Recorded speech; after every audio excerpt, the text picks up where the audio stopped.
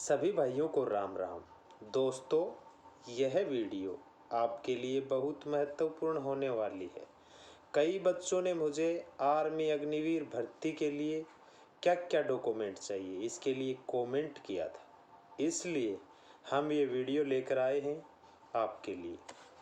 इस वीडियो के माध्यम से मैं आपको पूरी जानकारी दूंगा। सबसे पहले बात करते हैं आपको पात्रता और मापदंड क्या क्या चाहिए। नंबर 1 बात करते हैं अग्निवीर जनरल ड्यूटी से संबंधित। अग्निवीर जनरल ड्यूटी के लिए हमें प्रत्येक सब्जेक्ट के अंदर 33% नंबर होना चाहिए।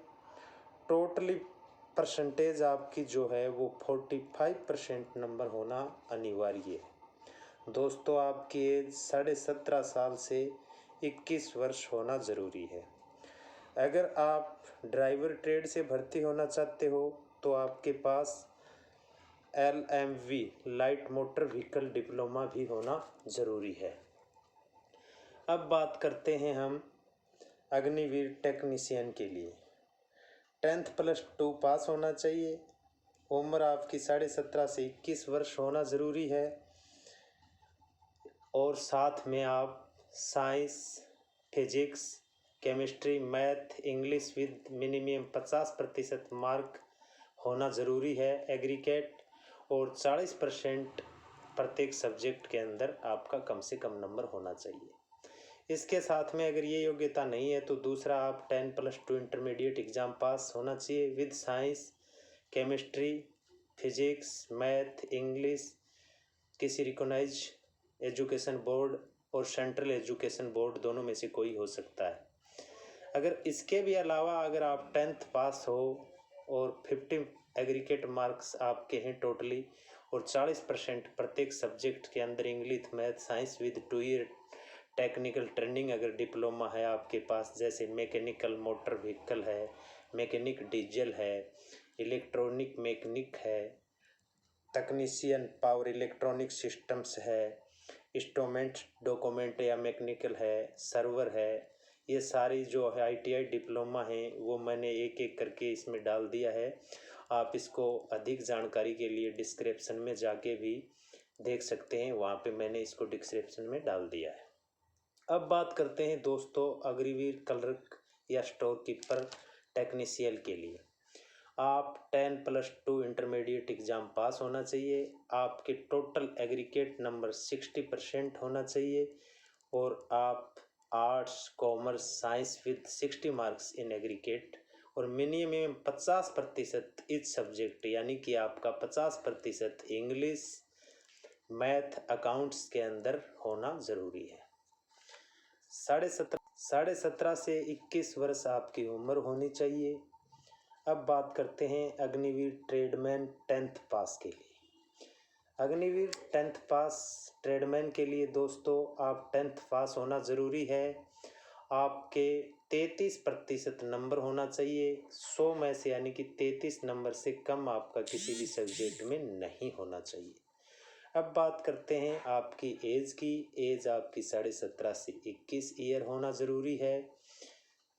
अब बात करते हैं अग्निवीर ट्रेडमैन 8th पास। दोस्तों, अग्निवीर ट्रेडमैन 8th पास की भी वैकेंसीज होती है। इसमें अग्निवीर 8th पास के लिए 8th पास होना ज़रूरी है।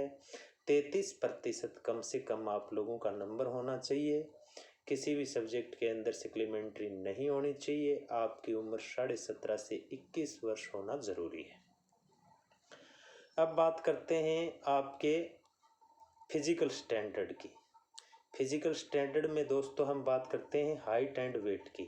वैसे तो मैंने अपनी पहली वीडियो के माध्यम से आप लोगों को ये सारी जानकारी दे दी थी, लेकिन साथ में मैंने नोटिफिकेशन नहीं डाला था, तो अब पूरी जानकारी जो है मैं मिनिस्ट्री ऑफ डिफेंस के नोटिफिकेशन के हिसाब से आपको एक एक चीज़ दिखा रहा हूँ, ताकि आपके जो भी डाउट हैं वो अच्छे से क्लियर हो जाएं।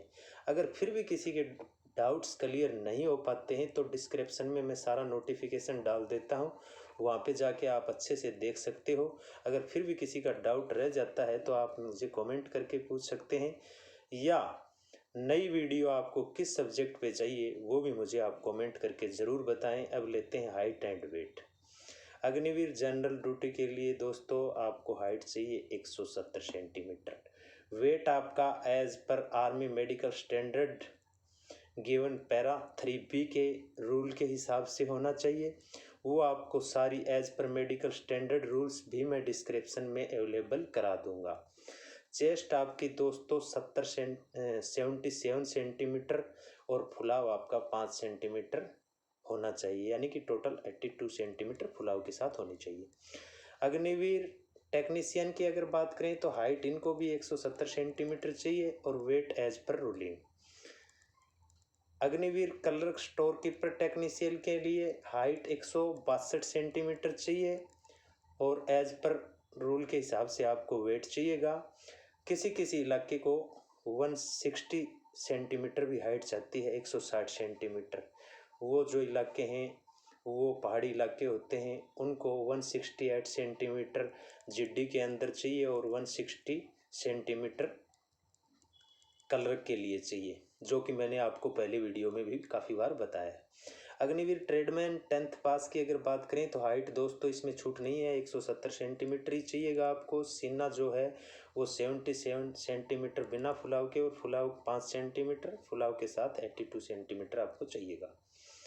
अब बात कर लेते हैं अग्निवीर ट्रेडमैन 8th पास के लिए भी सेम है, 170 सेंटीमीटर हाइट चाहिए। वेट आपका एज पर रूलिंग मेडिकल स्टैंडर्ड के हिसाब से होना चाहिए। 77 सेंटीमीटर आपका चेस्ट होना चाहिए, फुलाव आपका 5 सेंटीमीटर होना चाहिए। अब बात करते हैं छूट की, यानी कि फिजिकल स्टैंडर्ड में क्या क्या छूट आपको मिल सकती है। अगर आप एक्स सर्विसमैन या सर्विसमैन के बच्चे हो तो आपको हाइट के अंदर 2 सेंटीमीटर की छूट, चेस्ट के अंदर 1 सेंटीमीटर की छूट और वेट के अंदर 2 kg तक की छूट आपको मिल सकती है।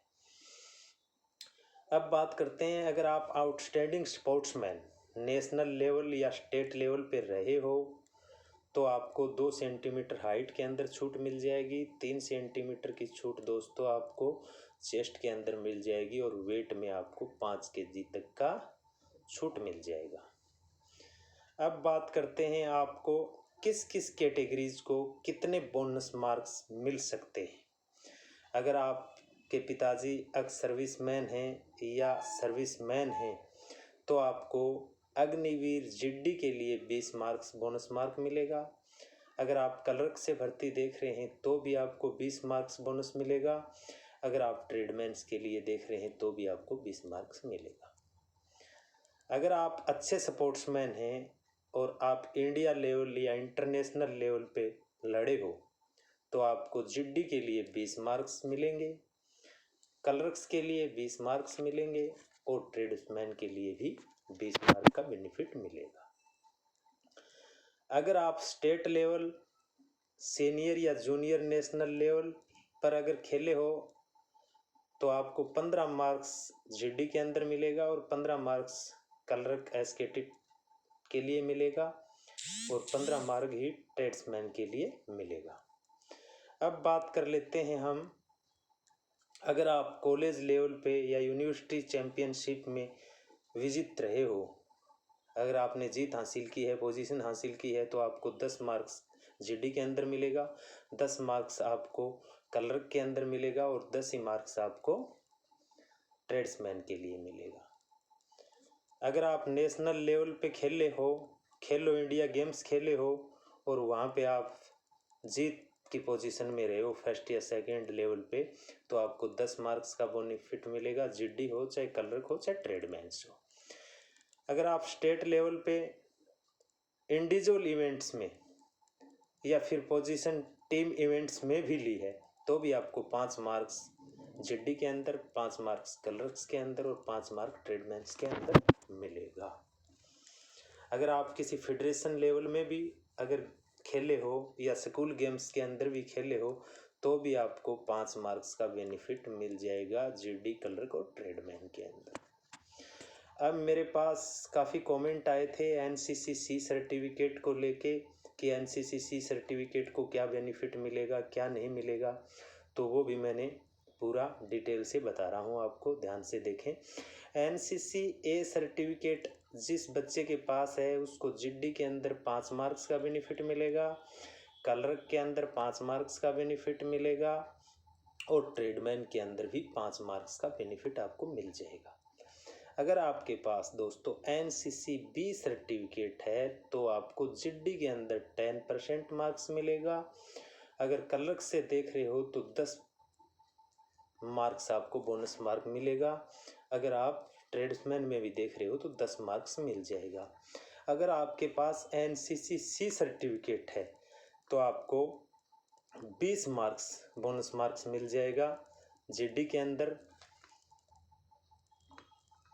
और आपको 20 मार्क्स मिल जाएगा कलर्क के अंदर, और आपको 20 मार्क्स मिल जाएगा ट्रेड्समैन के अंदर। अगर आप एनसीसी सी सर्टिफिकेट के साथ में रिपब्लिक डे परेड यानी कि आरडी परेड या रिपब्लिक डे परेड आपने फाइट किया है तो आपको जीडी के अंदर 25 मार्क्स मिलेगा, कलर्क्स के अंदर दोस्तों आपको 20 मार्क्स बोनस मिलेगा और ट्रेडमैन के अंदर भी आपको 20 मार्क्स बोनस। अगर आपके पास कोई ओ लेवल का डिप्लोमा है या अदरवाइज जो इसमें दिखा रखे हैं इनमें से कोई डिप्लोमा है तो आपको कलर्क्स के लिए 15 नंबर्स का बोनस मार्क्स मिल जाएगा। अगर अदर बोनस मार्क्स की बात करें तो अगर आप आईटीआई स्किल क्वालिफाइड कैंडिडेट हैं तो एज पर रूलिंग के हिसाब से अगर आप 10th के साथ में 2 ईयर कोर्स आईटीआई डिप्लोमा है तो आपको 20 नंबर मिलते हैं। अगर 10th के पास में 2 ईयर या 3 ईयर डिप्लोमा है तो आपको 30 बेनिफिट बोनस मार्क मिल जाएगा।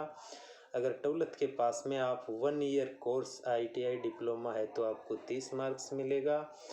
अगर 12वीं के साथ में आप 2 ईयर कोर्स आईटीआई डिप्लोमा है तो आपको 40 मार्क्स बोनस मिलेगा, और अगर आप 12th प्लस डिप्लोमा होल्डर हैं तो आपको 50 मार्क्स बेनिफिट मिल जाएगा। अब फेज 2 की बात करें तो ये आपको जब पूरी क्वालिफिकेशन कर लेते हो और आप फॉर्म फिल कर देते हो ऑनलाइन, उसके बाद में आपको एडमिट कार्ड जारी किया जाएगा। एडमिट जारी करने के बाद में दोस्तों आपका रिटन एग्ज़ाम होगा। अगर रिटन एग्ज़ाम आप क्वालिफाई कर लेते हो अच्छे से तो आप फेज 2 के अंदर क्वालिफाई कर जाते हो। उसके बाद में आपके सबसे पहला जो काम होगा एजुकेशन सर्टिफिकेट आपके चेक होंगे। एजुकेशन सर्टिफिकेट के अंदर आपको मैंने पहले बता दिया है 10वीं और 12वीं की मार्कशीट आपके पास होना चाहिए। 8th क्लास के लिए 8th क्लास की मार्कशीट होना चाहिए। सभी के लिए डोमिसाइल सर्टिफिकेट होना चाहिए जो कि photograph issued by tehsildar district magistrate का होना चाहिए और उस पर फ़ोटो भी लगी होनी चाहिए। कास्ट सर्टिफिकेट के ऊपर भी फोटोग्राफ होनी चाहिए और वो तहसीलदार या डिस्ट्रिक्ट मजिस्ट्रेट के द्वारा ही इश्यू होना चाहिए। रिलीजन सर्टिफिकेट की बात करें तो रिलीजन सर्टिफिकेट के अंदर भी सिख, हिंदू, मुस्लिम, क्रिश्चियन जो भी है वो तहसीलदार या एसडीएम के द्वारा इश्यू होगा और ये रिलीजन सर्टिफिकेट होना अनिवार्य है। अब बात करते हैं स्कूल करेक्टर सर्टिफिकेट की। यह स्कूल, कॉलेज, प्रिंसिपल, हेडमास्टर के द्वारा इश्यूड होना चाहिए। करेक्टर सर्टिफिकेट सरपंच के द्वारा विद फोटोग्राफ या म्यूनसिपल कॉरपोरेशन के द्वारा होना चाहिए। और दोस्तों ध्यान रहे जो सरपंच या म्यूनसिपल कॉरपोरेशन द्वारा जो इश्यू होता है इससे 6 महीने के लिए वैलिड होता है। 6 महीने के बाद आपको दोबारा बनाना पड़ेगा। अनमेरिड सर्टिफिकेट होना चाहिए। अनमेरिड सर्टिफिकेट भी सरपंच के द्वारा फोटोग्राफ द्वारा फ़ोटो लगी होनी चाहिए उस पर। Municipal corporation with last 6 month यानी कि 6 महीने वैलिड होगा वो। जो बच्चे एक्स सर्विसमैन के हैं या सर्विसमैन के हैं उनके लिए रिलेशन सर्टिफिकेट उनकी यूनिट हेडक्वार्टर कोटा भर्ती के लिए भी ज़रूरी है और ओपन कोटा भर्ती के लिए भी ज़रूरी है। वो अपने पापा के डॉक्यूमेंट्स लगा के और अपनी यूनिट हेडक्वार्टर से बनवा सकते हैं। अब बात करते हैं एनसीसी सर्टिफिकेट की। जिसके पास एनसीसी सर्टिफिकेट है वो एनसीसी का जो भी सर्टिफिकेट है ABC वो सर्टिफिकेट आपको ले जाना पड़ेगा। सपोर्ट सर्टिफिकेट भी जो भी है आपके पास वो भी आपके लिए ज़रूरी है। और जो अप्रोक्स सी है जैसे एफिडेविट है तो एफिडेविट भी बनवाना आपको ज़रूरी है। सर्टिफिकेट ऑफ बोनस मार्क्स के लिए जो भी है वो भी ज़रूरी है।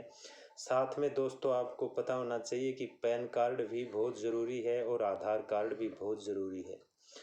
अभी जब आप फाइनल में पहुंच जाते हो और आपका डॉक्यूमेंटेशन होगा उस टाइम आपको पुलिस सर्टिफिकेट की भी ज़रूरत पड़ेगी। पुलिस चरित्र प्रमाण पत्र भी आपके पास होना ज़रूरी है। और टैटू से संबंधित ये पॉलिसी भी डाल दी है मैंने कि टैटू में कैसे क्या हो सकता है।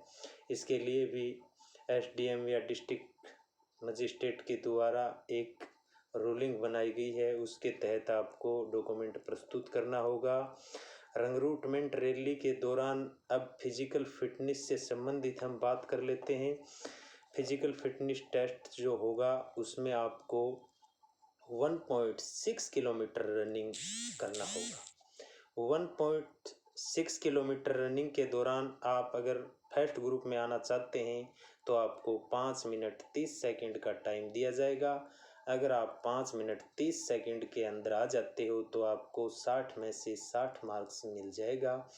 अगर ग्रुप 2 में अगर आप आते हो 5 मिनट 31 सेकंड से लेकर के 5 मिनट 45 सेकंड लगभग तक अगर आप आते हो तो आपको 60 में से 48 नंबर दोस्तों मिलेगा। तो आपको सबसे ध्यान रखने वाली बात यही है कि आप जहाँ तक हो सके ऐसी मेहनत करो ताकि आप फर्स्ट ग्रुप में फर्स्ट सीढ़ी हासिल कर सको। अगर आप फर्स्ट ग्रुप में आ जाते हो तो आपके लिए भर्ती होना बहुत आसान हो जाता है। तो प्रत्येक बच्चे को एक कोशिश करना है कि ताकि वो फर्स्ट ग्रुप में आ सके। अब बात कर लेते हैं पुलअप्स की। बीम दोस्तों आपको 10 में से अगर 10 लगाते हो तो 40 नंबर मिलेगा। बीम का 40 नंबर होता है। अगर आप 9 बीम लगाते हो तो आपको 33 नंबर मिलेगा। अगर आप 8 बीम लगाते हो तो 27 नंबर मिलेगा। अगर 7 बीम लगाते हो तो आपको 21 नंबर मिलेगा और 6 बीम लगाते हो तो आपको 16 नंबर मिलेगा। अब बात कर लेते हैं कलर के लिए नीड टू क्वालिफाई है। अगर आप क्वालिफाई कर जाते हो ये सारी चीज़ें तो आपके मान लिया जाएगा आपका। और 9 फीट टिच जो है नीड टू क्वालिफाई होना ज़रूरी है। जिग जैग बैलेंस के अंदर भी आपको क्वालिफाई होना ज़रूरी है। अब बात करते हैं दोस्तों मेडिकल एग्ज़ाम की। मेडिकल एग्ज़ाम आपको पास होना पड़ेगा और एज़ पर मेडिकल रूलिंग के हिसाब से आपका मेडिकल होगा।